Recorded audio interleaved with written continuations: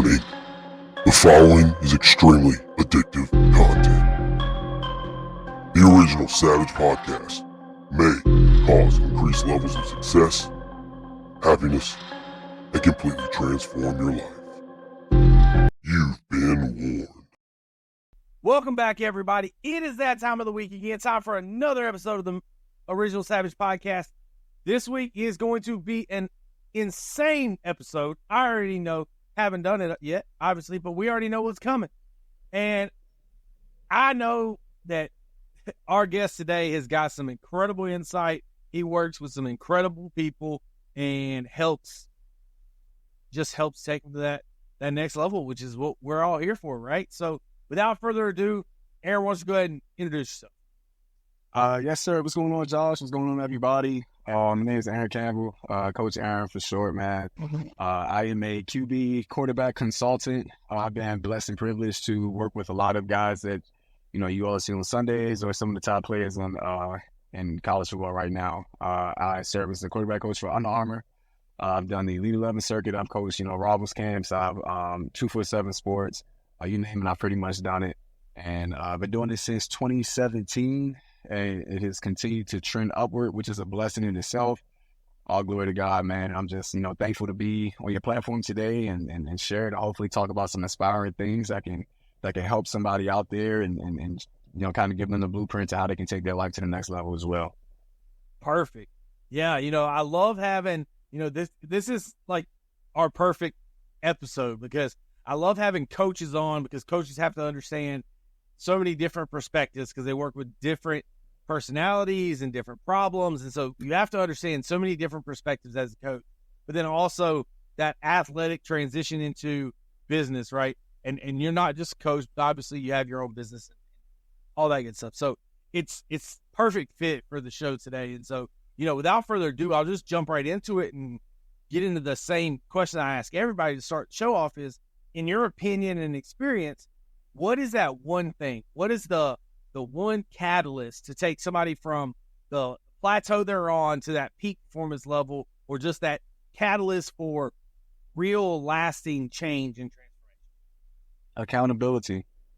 That's really the word that I would sum everything down up to. One of my favorite quotes said by Yoda, right? Do or do not. There is no try. That's very true. And for people who say that they want to do things in life, for people who profess that they want to just take the next level or change your circumstances, the question is, will you hold yourself accountable to do what's necessary to get there? Once you identify what it is that you want out of life, not only do you know the steps to get there, you also know what won't get you there. So if I want to get in shape, right, hypothetically speaking, I know, eating the donuts and eating the pizza isn't going to get me to where it is that I want to get. Physically, if I want to be a great scholar, I know that not committing additional time to studying, that's not going to get me there. But in turn, I also know what is going to get me there. Studying, getting tutors, seeking other points of view of how I can retain information better. And so whatever it is that a person decides to do, I would just say the importance of accountability, holding yourself to a standard to see it through. That's the difference maker. I've trained some very talented kids who had all of the makings to be great, but they didn't have the discipline, they didn't have the accountability, they didn't have the proper environment around them to continue them on that track. And so it all boils down to accountability. What it is that you say that you want out of life, be willing to do it, and then go get it. It is so funny that you said that because yesterday I was sitting there and I was thinking about, content for the week and posts that I could post this week. And one of the things that I was thinking about, and one of the things that I was going to do as a poll was, or an opinion, I guess, was that accountability is basically the world's greatest fear, or America's greatest fear, is accountability. Yeah. People can say snakes and spiders, whatever they want. But I challenge to say it is accountability, right? Yeah, that's valid. Why do we have so many people that don't budget financially? Because they don't want to break down how much they spend, because they don't want to admit that they spend $150 a month at Starbucks. Yeah. And then go and tell their kids they don't have money for this or that, or go and tell their partner they don't have money for this or that, or tell whoever they don't have money for this or that. You do. You just don't want to be accountable for how you're spending. Why do people not schedule and time block? Because they don't want to see how much time they're wasting. They don't want to put it on the calendar because they don't want to see how much time they're actually wasting throughout the day on Facebook or Instagram or, whatever it might be. Listening to my podcast. Some people, it may be a waste of time. I don't know. Right? It's how much time are you actually spending doing the production? Same thing in fitness, right? We see so many people miss the gym one time and then they want to crawl back into the habit that they have because they don't want to be accountable for that one missed time. They don't want to make up for it with extra work. Yeah. It's so funny because, like I said, I was just thinking about this and say accountability is the world's greatest fear. Yeah. That's a valid statement right there, man. I mean, you really kind of summed it up. It's a lot of people who could do tremendous, glorious things, but they never will. Not because they can't, but because they simply choose not to. And so it's funny, growing up, you hear all these simple things like, you can be anything you put your mind to, and attitude determines altitude, and they sound so cliche, but it's the simplicity of it. Like, that's where the truth lies. You really can't be what you want to be. The question is, will you do what's necessary to get there, or will you find reasons why it won't work? And so when you lack resources, become resourceful. That's what I tell people who have an idea to start a business but say that they don't have the money. No one has the money. You have to be resourceful, work with what you do have, hold yourself accountable to that, and then it will eventually grow. And you really summed it up nicely.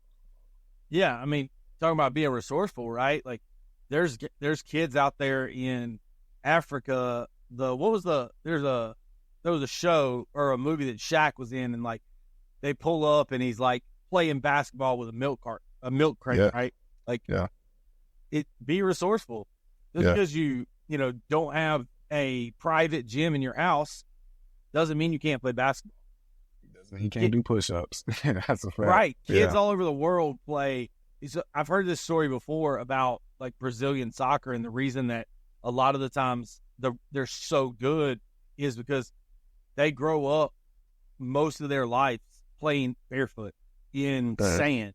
They play in like the sandy streets and play barefoot. So the first time that they get on grass with cleats on, they're like, oh my gosh, I have the freedom of movement. Like, I can plant and cut and do whatever I want. And so they're at such a high level because they've played for so long without. Yeah. Right? That is exactly what you're saying. It's like, hey, listen, if you can make it work on very little, when you get all the fun toys, when you get the $2 million fitness facility because you went to a D1 college or whatever, right? You make it to that point, you're just going to be set up so much better because you've worked through all the hard stuff. Yeah, absolutely. Absolutely, man. Yeah, I wholly agree with that. And God will trust you with more. If you show that you value the little that you have and you're able to work with that, he'll trust you with more. If you don't have more, learn how to take care of the little that you do have. It's like people want $1 million but can't budget 20.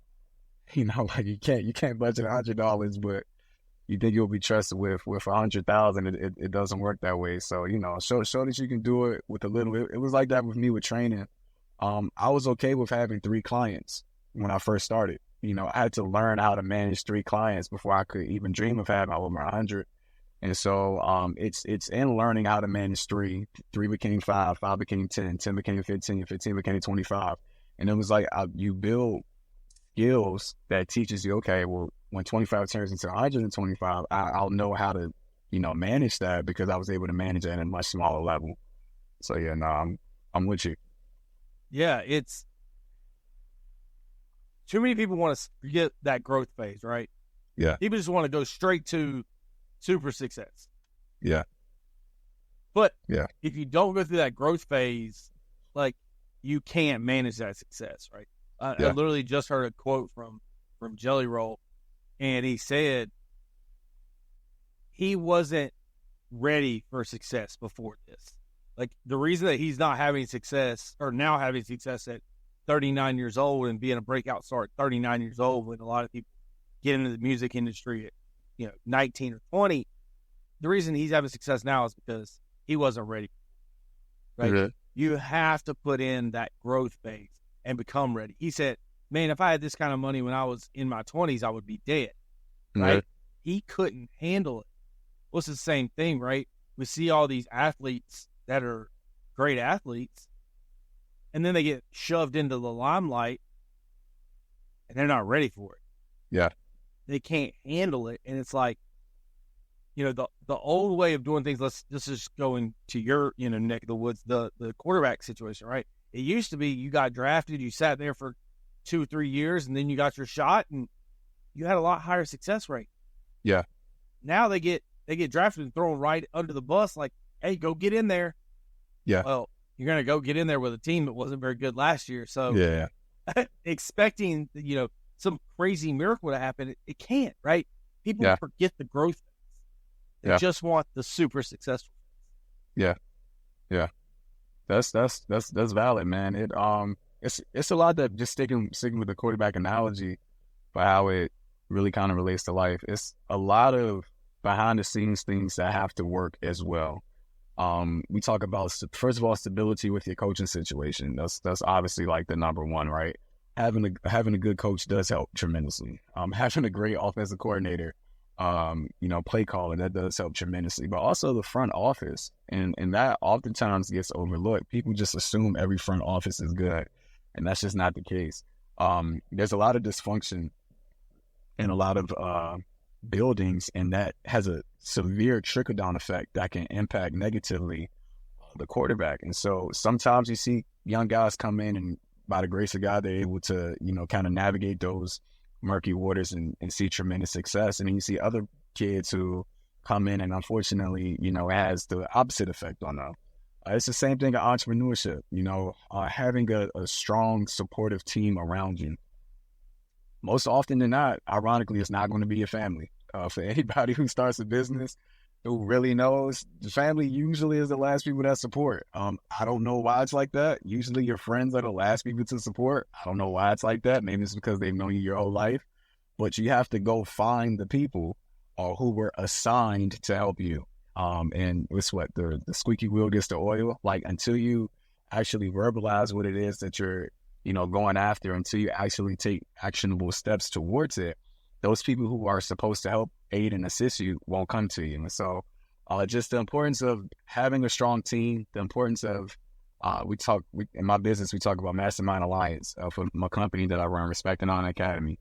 We talk about everybody being on one accord. We talk about having a clear vision, a clear goal that we're going after, and then figuring out what the actionable steps are to be able to achieve it. All of these things are important. It's the same thing in the quarterback realm. Is everybody on the same page? Is the quarterback, head coach, and play caller on the same page? Does your quarterback know what you're thinking on 3rd and 4? Does he know what his checks are if it's going to be pressure coming off the edge? If you and the OC are on the same page, then there's going to be some problems. So, communication is important. Having a clear, defined goal is important. Having stability around you is important. And, of course, having support. And if you can have those 4 things, then we have a chance of going out there and succeeding. And the beauty of life is, same thing, this is why I love sports so much, this is why I love quarterbacks so much. You can have all of those things and still not be successful. You can have I don't want to say successful. You may not reach the level that you thought you would have reached. Let me phrase it that way. But we can guarantee that you'll become a better version of yourself in the process of it. And so there's still growth, and that's still success. And that's just the parallels between the two. But you really hitting the nail on the head right now. Yeah, I mean, it's the community that you build. Like you said, the front office gets overlooked a lot in the NFL and whatnot, right? How that mix falls down to that young guy and how they perform, right? But it's the same thing with you as an individual. It's like who you have in your corner, who you have around you is extremely important. And I don't know if I said this last week's episode or if I said it afterwards, just in chit chat. It's, you were saying a lot of the time it's not your family. It's not your friend. Well, my version of success is if you're not being called crazy and delusional Yeah. then your dream isn't big enough. Yeah, it's not big Because enough. Yeah. people are, oh, I'll believe it when I see it, or see it to believe it kind of people. That's the society we live in. Oh, we don't believe it until we see it. That's why so many people fake it until they make it and take pictures of cars and trucks and, jewelry and things like that. Because, oh, well, I don't believe you're successful until I see it. So people go take pictures with status symbol type things, right? Yeah. So if people are not calling you delusional and crazy on a daily basis, your dream's not big enough. Yeah. Because those people should be saying, of course you can't do that, because they've never seen anybody do it before. Yeah. And because they've never seen anybody do it, they're going to call you crazy. They're going to call you delusional, right? Yeah. Because everybody in the society today thinks, I got to see it to believe it. Yeah. Yeah. That's very true. Most people have sight, not vision. Absolutely. Those are two different things. Sight is seeing things that are immediately in front of you. Vision is, seeing what has the potential to actually be there. And, God gave you the vision. He didn't give it to them. And that, I made peace with that when I first started out. When I first started, I didn't have a successful collegiate career. I'm not a former NFL player. I didn't, have a brother who's in the league, or I didn't have any of that. I was just started. And so, but I had visions of me doing all of these things, traveling the country. I'm getting ready to fly to Cali. I have a kid that's in the Elite 11, and I got to go to Florida for Under Armour Future 50. Then I got some official visits, and I have to fly to various colleges that I do work with. And, when I first started 7 years ago, I saw me doing all of that. Time just had to catch up. But other people didn't see it for me, and that's fine, because it wasn't placed in their hearts. It was placed in mine. And so you will find people that will doubt you, but that's okay. It's part of the process. Like you said, your dreams aren't big enough if people don't doubt you. But also, I would just encourage people not to place so much of their personal value or worth in other people's opinions about them. 100%. Because their opinions truly don't matter. And once you understand that, it's such a freeing effect that it has on you, just like spiritually, emotionally, physically even too, where you realize that this is my race, this is my vision, this is my goal. I'm going to put a step forward to achieve it. And those who are supposed to support me, those who are supposed to, join me for the ride, they're going to make themselves known. They're going to appear to me. And those that aren't, they're going to fall by the wayside. You will lose friends, but the question is, were they your friend? So if you lost them, probably not. People will speak bad about you, but are those the people that you want in your life? You have to ask yourself that question. People are going to doubt you, but don't surround yourself with doubters. Surround yourself with people who are believers, and be okay with losing those relationships, because greater ones are to come. And if you just keep that on the forefront of your mind, the people who are supposed to help you, aid and assist you in your journey, they'll be there. This is our first time having a conversation. I'm willing to bet there are since you started your journey, you have met people along your way that you never in a million years would have thought you ever would have met, who are willing to help you in some form or fashion, even if it's just an encouraging word, or maybe they're recommending a book or a podcast that they heard that they think could be beneficial to you. And it's like that for everybody. When you start your journey, you take a step forward, the universe will take 2 steps forward towards you. And, you just got to trust that process, and it really will all work out. Yeah, it's something I talk about all the time, and it's that ability to be unapologetically you, right? Stop worrying about everybody else and their dreams and their visions and their paths, right? Like, I'm all about the organic journey. Everybody knows that. Everybody's heard me talk about the organic journey. And again, that starts with vision. I think I've said that same quote, the difference between sight and vision, right? And I said it in a podcast, my original podcast that I had a couple of years ago. I'm pretty sure I had the exact same quote, sight and vision. And it's so true, and it rings so true even to this day, because again, you can't start on that journey unless you have a vision. Like, you can't leave your house and not know which way you're turning. Like, you can't back out of your driveway and say, the car ain't gonna drive itself. You got to go, right? You got to make that decision on, are you going left, going right? You have to know where you're going before you put it in drive or reverse if you back out of your driveway, right? You have to know where you're going first. If you don't have a vision, how are you going to get there? If you don't have a destination, how are you going to get there? Right? That vision is so imperative. And like you said, nobody else can see your vision. There are people that will help you on your way, for sure. 100%. There's always people that are going to help you on your way. You never know when you're going to listen to something or you're going to hear something from somebody, and they're just going to like have that one little piece that was missing, one little missing piece, and it's just going to be like, boom. It's going to just jumpstart where you're going, what you're doing, things like that. Like, you never know who it's going to be that's going to help you get to where you want to be at. So, like, obviously, don't block other people out. Like, that's nonsense. Don't ever do that. But you got to be unapologetically you, right? Who cares about what other people think? I said this to somebody the other day. They were saying, they were talking about something they did and how they were getting a bunch of dirty stares. And I was like, well, when you don't care, who cares what they're, when you learn to be unapologetically you don't care about those stares. Because it's like, hey, I know what I'm doing. I don't care if they know what I'm doing. Yeah. I know I wasn't over here killing nobody, right? So they can stare all they want. Yeah. Because I'm doing what I know I need to do. I don't really care what you think. As long as I know that it's right, that's all that matters. So when you learn to be unapologetically you and take your journey, not have other people's journeys, right? Not be wound up in other people's journeys. That's when things start to happen. Yeah. Yeah, man. 100%. Define who you are and stand on it. State your non-negotiables. Be a person of integrity. Be a person of high character. Be a person of morality. Be a person that owns up to mistakes. Be a person who's a man or woman of their word. Be a person who understands that.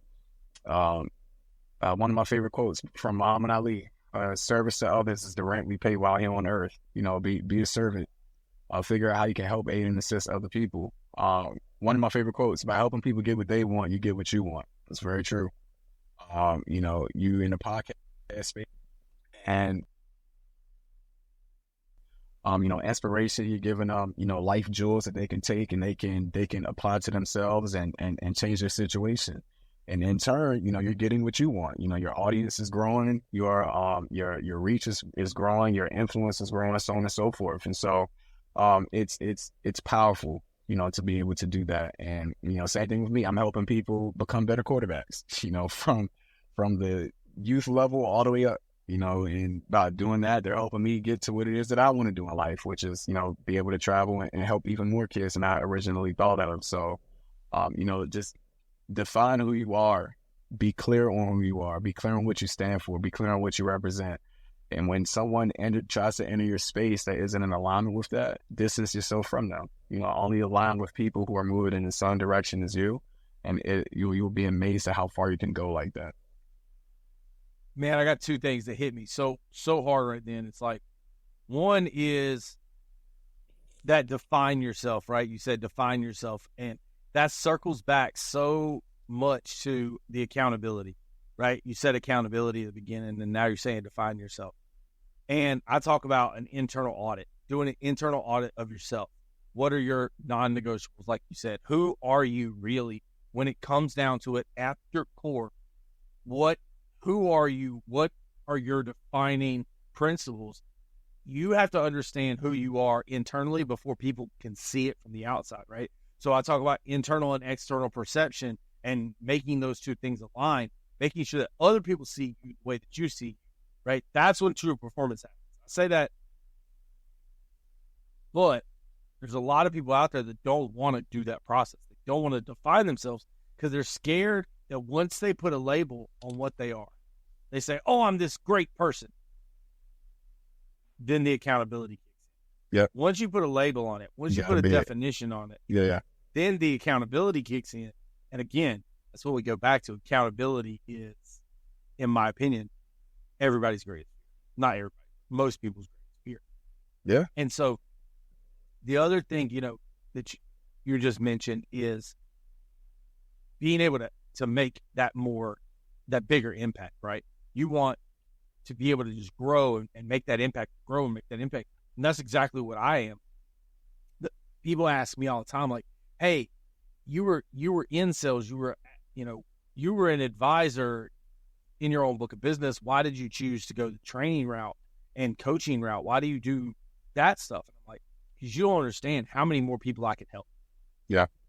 Right. I can help maybe, let's even say 1,000 clients. Even if I had 1,000 clients working day to day in the finance world where I have a background. Let's say that, I had 1,000 clients as an advisor.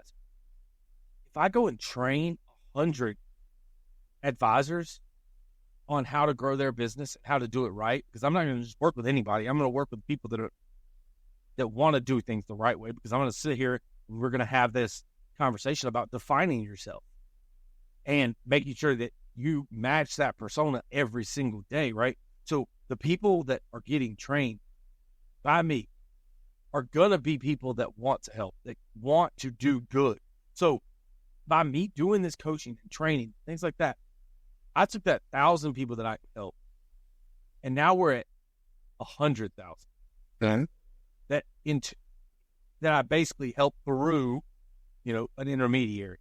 Now let's say that 10 years down the road, I've got way more than 100 clients, because I don't think that people need to work with me much over, a year. Yes, we can have check-ins and we can, have conversations, but the majority of the work is done in the first year. After that, it's just, accountability more than anything, like you say. After that first year, it's mostly accountability. And so I can help 100 people this year, 100 people next year, 100 people the year after that, right? And it's one of those things where it's that exponential growth of how many lives get impacted on the back. Yeah. Yeah. Right? That's what's so crazy. It's how many lives get impacted on the back end. Same thing with you. You're teaching kids accountability, defining themselves. You're teaching them all these things. Well, how many people are they going to in turn teach or inspire, right? You take one student that goes and makes it to the pros, and then they, are a good role model for kids. How many people are they truly touching, and that you help them, get to that point? It's a different level of rewarding at that point. Mm-hmm. Yeah, man, 100%. Try to be an example to everybody that you talk to. And there's only two outcomes for an example. You're either an example of what they should want to be like, or an example of what they shouldn't want to be like. And that's something that I try to keep in mind every time I meet somebody. I had to hop in an Uber today, and I get in the car and I'm like, hey buddy, how you doing? How's your day today? Just be a positive light. Try to be a good example. Leave people with a good impression. Leave people feeling better about themselves because they had an opportunity to meet you and to talk to you. And it could be as quick as a 5-minute Uber ride. It could be a lifelong friendship, where every day that you talk to them, you again just try to add that piece of positivity to them, and then let them share that out into the world. It's necessary that we be what we want to attract. Like the golden rule, right? Treat people the way you want to be treated. Again, back to the childhood. Some people will call them cliches that we hear, but I really think that there's like wisdom and those types of sayings that shine a light onto people so that way they can shine even brighter to others. And, the more that you're able to do that, the more blessings will return to you. And it's not just the other people too. Like, it's what you get in return when you do those things, right? Like, I say it all the time. Like, I do this podcast for selfish reasons. Like, the people that I get to meet and the things that I get to learn through conversations are irreplaceable. Yeah. I say it all the time. I love having conversations with people that I would have otherwise never met. Yeah. Because I learned so much from those other people, right? Even if it's just a 5-minute conversation in an Uber ride, like you said. You never know when you're going to get that tidbit that's just going to, like, change everything. Yeah. You never know who you're going to be paired up with on the golf course. You never know who's going to be working out at the gym next to you. You don't know who somebody might be or what they might be going through, right? You might be the person that transforms their life. There's a country song that's by Billy Currington, and it's beer is good, people are crazy. And it says that an old man sat down at a bar next to him, and they started talking and had a conversation. And a couple of weeks later, he sees that old man was a millionaire, and he passed away. And he didn't leave his money to his kids. He left his money to the guy he met at the bar. Right? Oh, wow. And I know it's just a song, and I know it's a story in a song, but you never know what somebody's going through. Yeah. And you never know who they are. Yeah. It's irresponsible to go through life trying to be, just too cool by yourself. Don't be right? too cool, like this, yeah. Walk past everybody, whatever it might be, right? Like, be engaged and be present in every single moment. Man, I challenged my quarterbacks, and I actually got this from a good friend of mine, Jordan Palmer. But I challenge all of my quarterbacks to, when they're in the lunchroom, to sit next to the kid who's sitting by himself. I challenge them to do that. Use your quarterback. You're the one person in the school everybody knows, right? Everybody, if they don't know you personally, they know of you because you're the quarterback. All right, well, that kid that you see in the cafeteria that's sitting by themselves, that looks, nervous, insecure, shy, whatever the case may be, just sit next to him. It means nothing to you. It can mean the world to them. When they get to go home and say, hey, Mom, the quarterback sat next to me. Like, how is that going to impact their belief in themselves? How is that going to impact, their view of themselves, the confidence that it gives them to know that, the quarterback is my friend.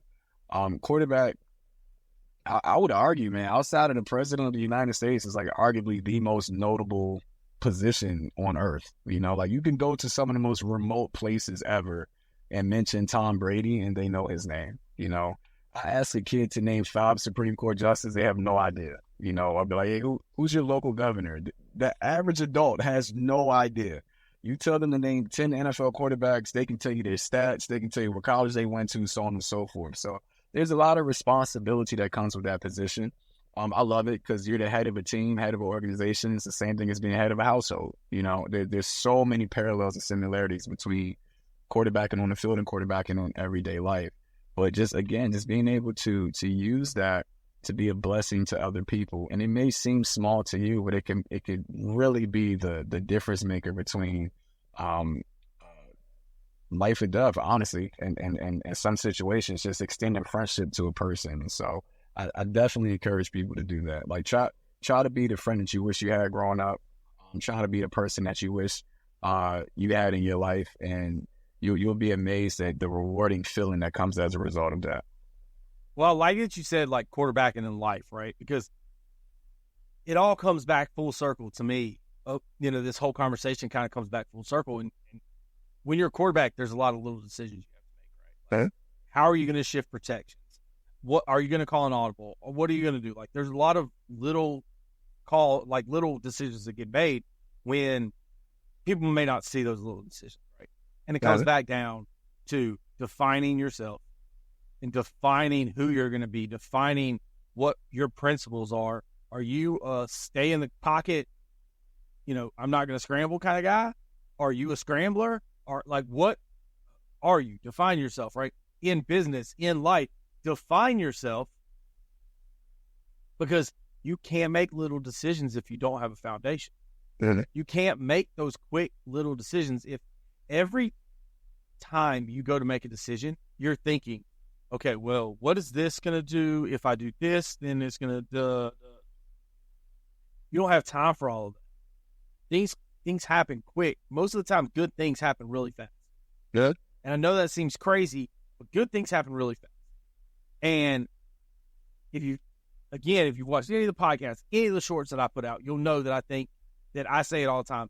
Peak performance is reactionary. I say it all the time. Peak performance is reactionary. It is not like, so you have to have that. You have to have the stuff early. The foundation has to already be built. I'm sorry, man. It's hilarious that you say that. So we say, you don't rise to the occasion, you revert back to your training, and it's very true. Like, it is reactionary. Like, you've laid the foundation, you've put the reps in. Now, an opportunity presents itself. You just immediately respond and react the best way fit because of the prior work that's been put in. What's the poem? The 12 P's. prior proper preparation prevents piss poor performance. Piss poor performance promotes pain, and it's very true. Like it is reactionary. I'm sorry to cut you off, but it's Oh no, you're good. it's funny that you said that right there. No, but that's the thing is you have to be accountable for what happens before the action. Yeah. That's what sets up the ability to be in the moment and make that decision and make that performance count, right? So I just put out a short the other day that said peak performance is reactionary. You prep, and then you become in the moment. Because that's what it's all about. You can't be practicing in the moment. You can't be thinking about technique in the moment. You can't be defining yourself in a moment. Like all these things where people talk about that defining moment in sports. That didn't happen right there. Yeah. Like it didn't happen right there. OBJ did not run down the field and be like, hey, I'm about to make a one-handed catch. Yeah. And it's going to be all over everything, and everybody's going to remember me for this one particular catch. That ain't what he was thinking. Yeah, he was thinking, oh, ball. Yeah. Get ball. That's what he's thinking. Right? They're not thinking about, okay, well, I'm gonna go right, then I'm going to go left, then I'm going to do this, then I'm going to do that. They're not thinking about that stuff. It's run the route. It's snap, it's make the throw, right? It's not what's my arm angle, what's this, what's that. It shouldn't be in a business. It shouldn't be, all right, let me see, what's Aaron thinking right now? Oh my gosh. All right, I got to read Aaron's face. All right, okay. So, all right, now I got to open my briefcase. Like, no, it don't work that way. Yeah. You got to just perform. When it's time, you just got to do it. It's not about all the extra stuff. And that's the problem is in sales and in business specifically, most of the training that's out there is about what to do in the moment, how to overcome objections, how to get more, how to do better marketing. Like it's about in the moment stuff. Well, that's why it doesn't work. Because in the moment is not when you work on stuff. You have to do everything beforehand. And you can't practice conversation. So how are you going to practice overcoming objections? Yeah. You're not, right? Yeah. It doesn't translate. So that's the issue with so much of the business training and so much of the sales and leadership training that's out there today is it's all stuff for in the moment. How do you do this in the moment, in the moment, in the moment? It's too late. It's too late at that point. Yeah. Yeah. Yeah. That's valid, bro. We see eye to eye on that, man. It's things that I'm able to do nowadays, like just the athletes I'm blessed and fortunate to be able to be around, and circus I'm able to, be there and learn from other great individuals. Like the work was done 7 years ago. Like it was 365 days a year out on the field from 8 a.m. to 8 p.m., no breaks, literally, hours straight. Severely dehydrated, feeling like I'm about to pass out. Don't recommend it at all, but I'm just saying that was the journey. It was driving to Virginia, then driving to DC, then going to Western Maryland, then driving back to Baltimore, all in one day for one-on-one clients. And I was only driving out there to train one kid. It was the willingness to do that. It was the willingness to train kids for free, to hone the craft, to learn how to articulate, to learn how to communicate a concept in a language that the child can receive it in. What good is it if only you understand what it is that you're saying? You have to be able to communicate it in a way that they can receive it, process it, and then act out, in accordance with it. The ability to know exactly what the kid needs to work on and not work on what you want to work on, but what the child needs. It's the same thing. I used to be in sales. Well, I guess I'm technically still in sales, but I used to be in sales as well. And one of the things that I would say during the training was never allow what you want to say to get in the way what the audience needs to hear. And a lot of people make that mistake because their ego gets in front of themselves, but don't do that. I might want to work on some, sequence, gun 3 rhythm right, Brady reset middle, backside slide, quick 3 out, then throw. But he might not be able to take a 3-step drop. So let's just focus on that.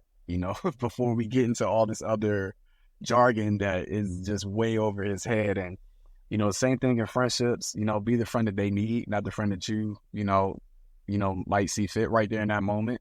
You know, you can't communicate at a level 10 if a person's at a level 2. So let me communicate you at a level 2 and then quickly bring you up to a level 10. It's all parallels, you know, and it's just figuring out how to be the best version that you can be to help aid, you know, and serve someone. And like we said, the reward that you get in return is really unmatched. Yeah, absolutely. I mean, that's what I say all the time is that there's too many coaches out there that want to teach what they want, and they want to teach their method, right? Yeah, go their on way, Instagram. yeah. Go on Instagram right now, and you're going to Everybody's see. a guru. I'll build this for you because I did this. Yeah. I did this. I did this. I did this. I don't care what you did. Yeah, it's not about you, champ. Yeah, I don't care what you did. it's not about you. That's not going to work for other people. Yeah. And that's what's so funny is that's what sells, right? Is that people want to chase what other people do. Yeah. They don't want what's right for them and what's going to make them. But again, it's all down to accountability, right? They don't want to define themselves and then have to be accountable to their set of rules that they set. Yeah. And it's funny, they would rather try to set other rules for other people. But in the grand scheme of things, the reason for that, and I'm speaking directly to somebody out there right now, I know this, is the reason that people want to buy those systems and do it the way that other people did it is so they have somebody to blame. Damn. Yep. I was gonna let you finish it. Yep. Yeah, because that way it's not their fault. Yeah, that way it's not their fault. But here's the thing, man. It's like, and it gets overused, like you know, the process, failure, and you know all those terminologies. But I genuinely can't process failure. Like for me, I always know I'm going to try again. So it's never it's impossible, it just won't happen. No, it just didn't happen this time. But other people are able to do it. So, all right, it's clearly possible. I just need to figure out what's the best way for myself to be able to see it through. Whereas other people think getting told no is the end of the world. And people say, what? NO stands for next opportunity. You know, you hear it all the time. But truly understanding that it only ends or it only quits when you decide to stop. As long as you just assess the situation. Okay, well, where did I go wrong? Why didn't I get this sale? Why didn't I land this client? I pitched this kid to do his quarterback training. This other trainer pitched him. The other trainer got him. Okay, well, I can pout or I can assess the situations. Where did I go wrong? Okay, I get it. Now for the next encounter with the next kid, apply that lesson and then get a different result. It's necessary that people shift their focus on how they view daily encounters. Like this life thing, sum it up, it's a game. It's a game. Just don't quit. Just don't stop. Keep just getting creative. Keep being innovative. Yeah, it's and, that alignment, get it. right? Yeah. That alignment, right? Where I don't mean to cut you off, but like that's the point, right? Everybody that's heard me talk about internal and external perception and alignment, that's it right there. What you just said. It's why did this not work out? Or why did this person get it over me? Right? It's because there wasn't an alignment there. Yeah. Right? It wasn't aligned. Your internal definition of you did not align with what their definition of you was. Right? The way that they saw you wasn't the same way that you see yourself. Or there is another option, is they didn't want to be held accountable, and they thought that you were going to hold them accountable. They wanted somebody that was just going to make them feel good, right? And that's something that happens, right? There's people that don't want to work with me as a coach because they know that I'm not just here to make them feel good. I'm here to put them to work. Yeah. Not, hey, you're the best. Go, you. No. That's the thing is, it makes business a little bit harder to be that way and to do it the right way. It makes performance harder to do it the right way and not take the shortcuts. Right? And that's what it is. It's defining yourself and who you are. You've defined yourself as somebody who says, I don't give up. I don't let failures get in my way. I don't see failure. right? That's your definition of who you are, and that's who you know to your core that you are, right? And the people that really want success in the quarterback game, they're going to see that. As long as you're aligned in that message, as long as you know perfectly who you are, then when you talk to people, as long as you deliver and have them see exactly who you are, then the kids that want it, the students that want it, the athletes that want it, they're going to be the ones that are attracted to you because they see it the way that you want it to be seen. It's not about, right, and that's what it is. Like, not everybody's a perfect fit for every person, right? Like, I don't make friends with everybody. I can be friendly with everybody, but I don't make friends with everybody, and there's reasons for that. Not everybody's a perfect fit. We don't have time in our lives for every single person. We have time for that initial, hey, how you doing, make them feel good? Absolutely. Do we have time to stay in touch with them? No. It's not possible. Because they're on their journey, you're on your journey. Your paths may have torn a few times, but you're not on the same road. Yeah. Right? You're not walking hand in hand in the forest.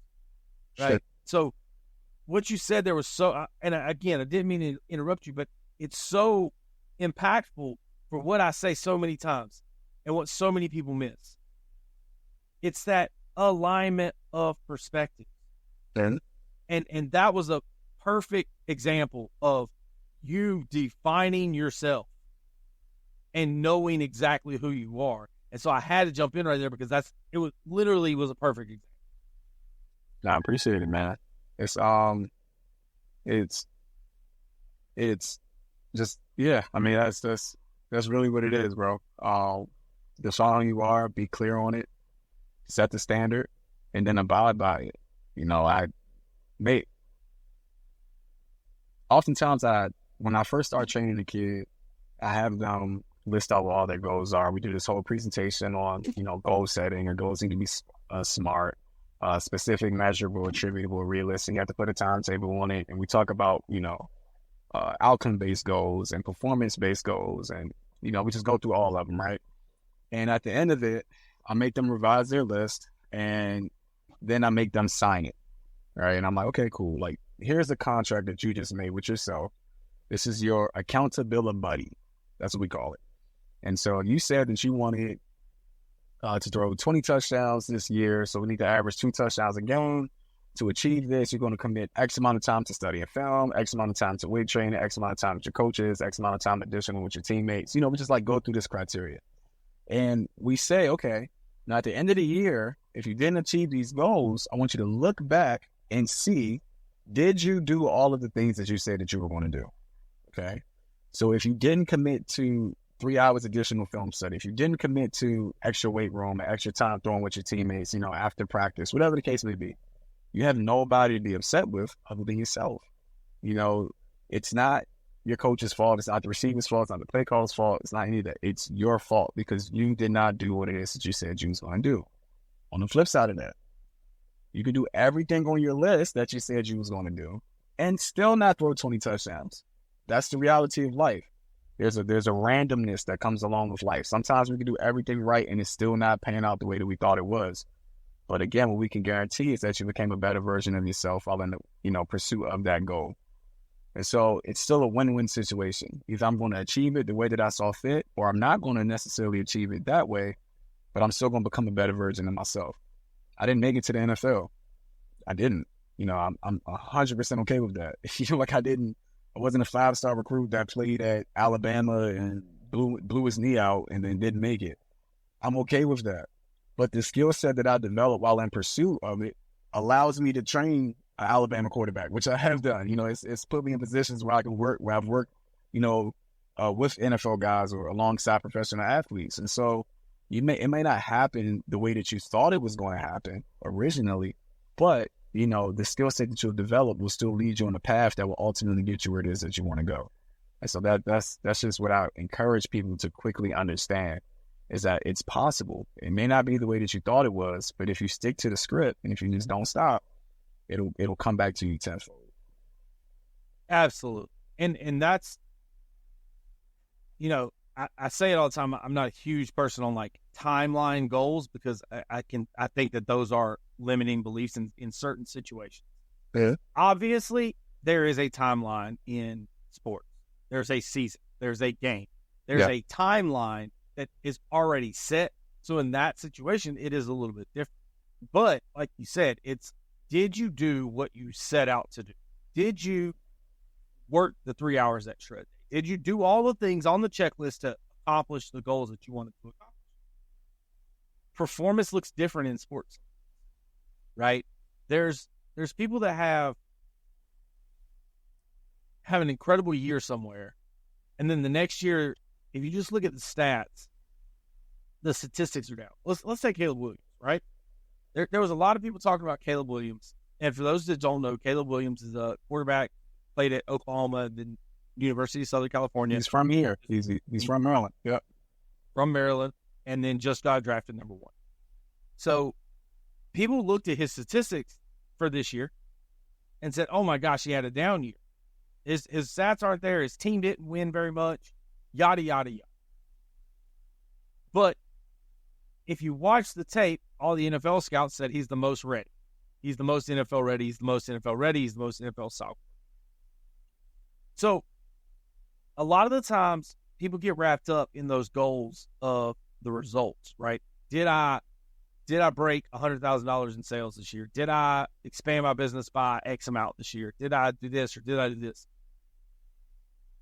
A lot of the times, those are just these things that we want for like that gratification, not for actual progress. They don't make us necessarily better. They don't make us get where we're going any faster. Like, did Caleb Williams have a record-breaking year? No. But he still got drafted number 1. Why is that? Because of the things that he showed during the season. The way that, and a lot of the times, like, especially in sports, like, when you have a breakout year, a lot of the times the other teams are like, hey, we're going to make his stats worse. That is our only goal this year, is to make that person look bad. That's what people want to do. And that's what your competitors in business might want to do. They want to make you look bad. But guess what? That doesn't define you. You can still get where you want to get to even without the shiny stats. Even without all of that stuff, you can still get picked. 100%.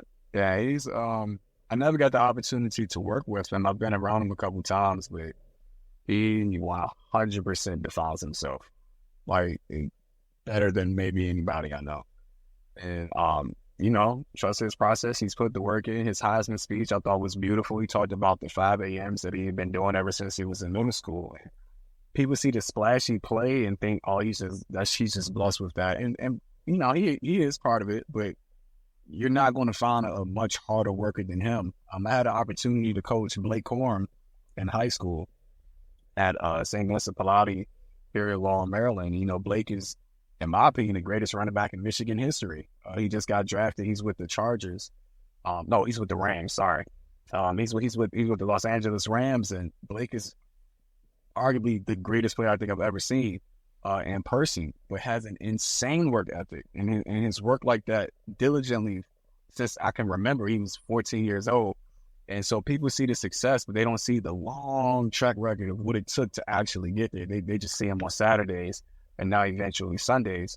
But it's a process, just dedicate yourself to being the best version of yourself and try to achieve that every single day. Some days are going to be great, some days aren't.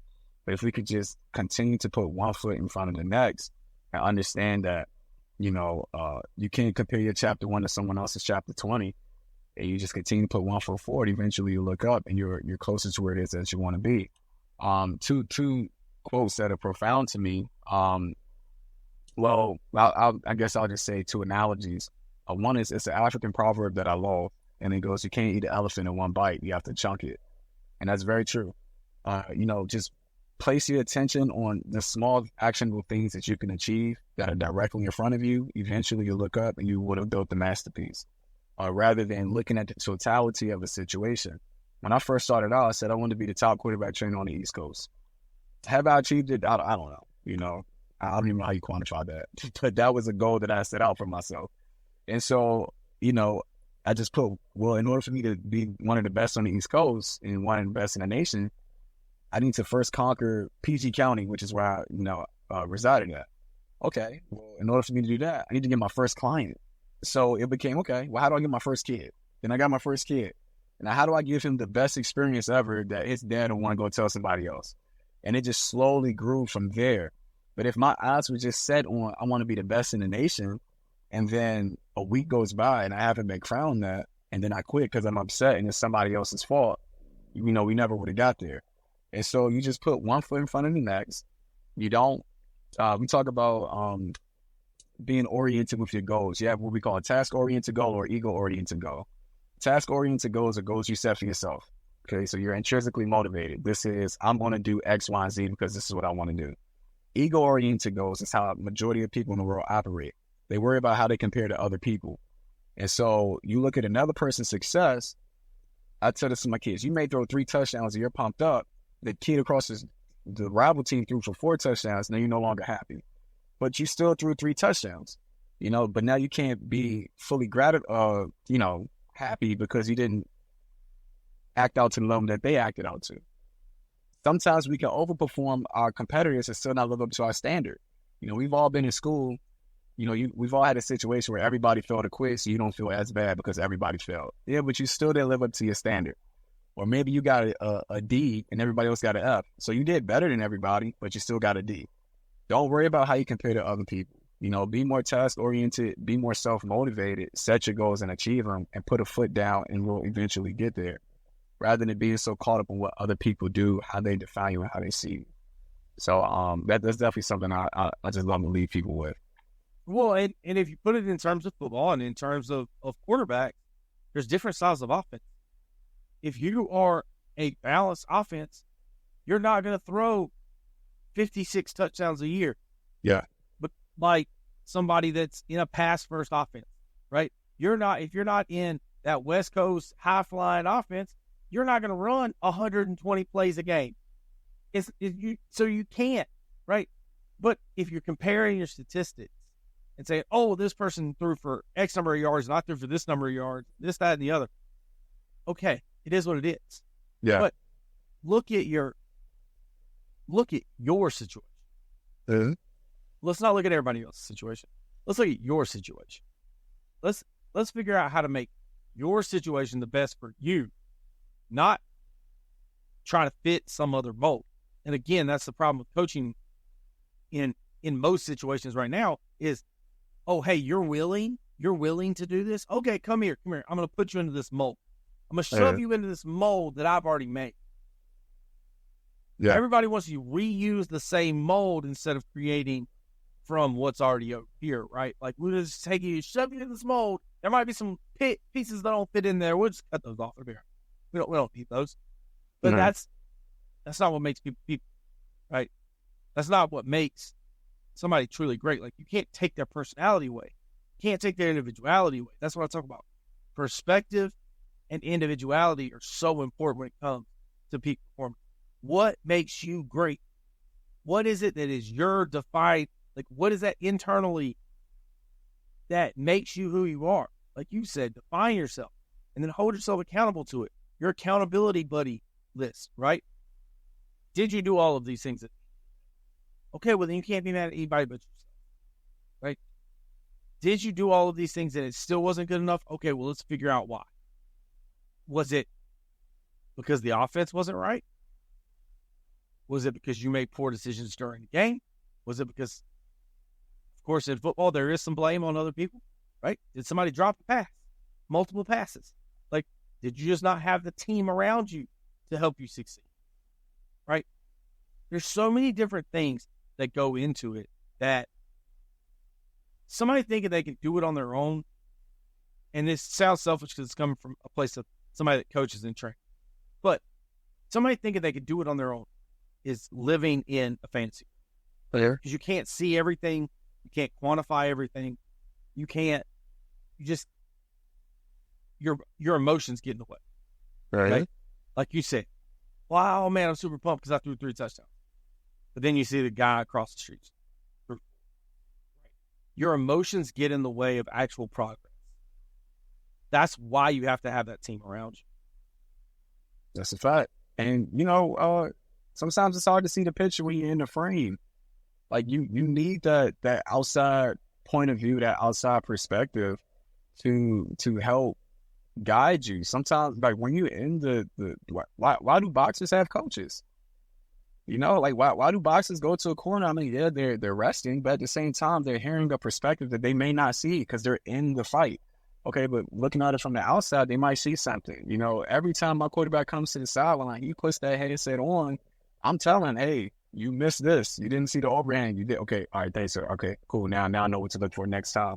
Why do they give them iPads, when they come to the sideline so they can see from a different point of view outside of the point of view of them just being directly on the field? So, that you really hit the nail right there with that one.